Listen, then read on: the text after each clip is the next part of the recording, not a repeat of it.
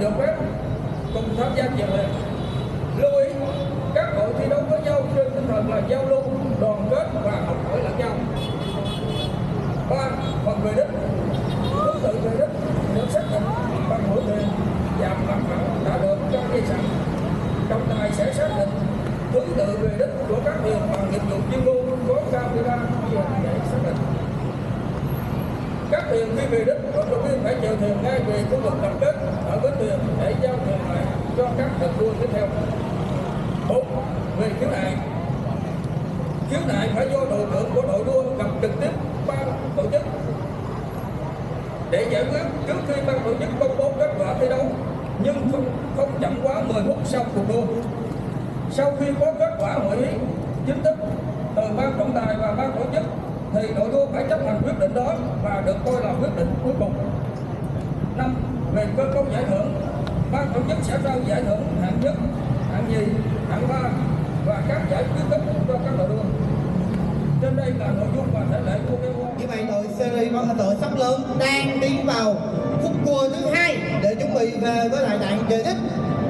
Đội sắp lớn đang tận dụng ưu thế ở khúc cua thứ 2. Series bóng ta vẫn đang cố gắng đứng theo sau. Hai đội chúng ta chỉ cách nhau một xíu thôi ạ. Và hai đội chúng ta đã xuất hiện ở ngay vị trí gần vạch đích, chỉ còn khoảng vài trăm mét thôi là hai đội chúng ta đã về vạch đích kìa.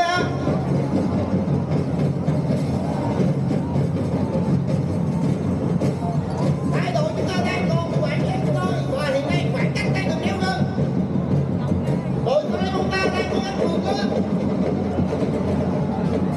Rất sát hả? Hai đội đang đeo nhau rất là sát.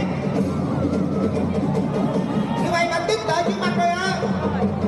Đội nào sẽ là đội vạch đích trước đó. Và theo quan sát ở khúc cua đầu tiên, đội vòng qua chúng ta đã kéo về lại.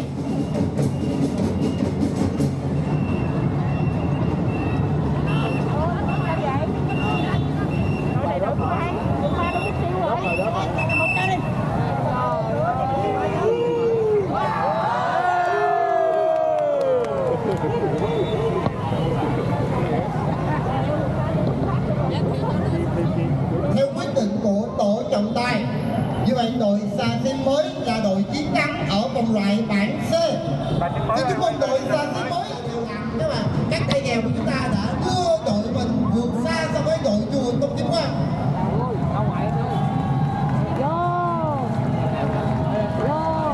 Vạch đích đã phía trước đội chùa Tô Châu nè.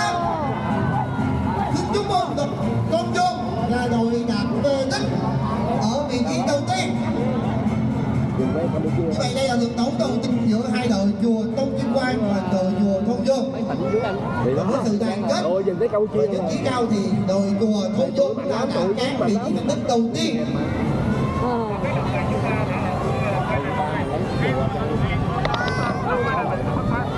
Đó, chùa lại rồi đó. Hoàn tất lần này chúng ta vô đồng nhanh chóng quay lại bắt này. Khi còn tổ chung tổ chức chúng ta quay lại về cái phát. Chùm tổ chức cái này rồi.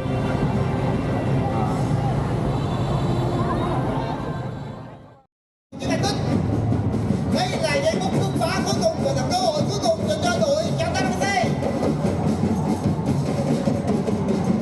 Đội Tam Môn đang giữ nhịp độ và đội Trạm Tây FC đang bứt phá. Lúc này nhịp độ của thuyền là rất quan trọng.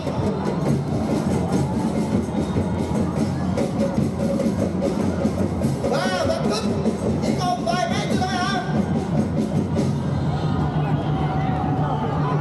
Như vậy đội giành chiến thắng ở bảng D là đội Blackpool.